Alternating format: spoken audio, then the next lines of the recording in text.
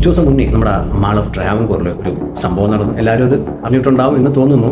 അതായത് കാക്കയ്ക്കുള്ളിലെ ഒരു ക്രൂരതയുടെ ഒരു പഴയ കണക്കിൻ്റെ ഓർമ്മപ്പെടുത്തൽ, അതായത് ഒരു റിവഞ്ച്. അതിനെക്കുറിച്ച് എനിക്ക് പറയാനുള്ളത്, പുള്ളി ഒരു പോലീസുകാരനാണെങ്കിലും ആ ഒരു സാഹചര്യത്തിൽ പുള്ളി യൂണിഫോമിലല്ലായിരുന്നു.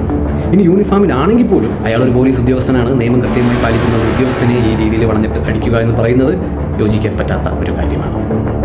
നിയമം കൃത്യമായി പാലിക്കുന്ന ഒരു ഉദ്യോഗസ്ഥനാണെങ്കിൽ മാത്രം.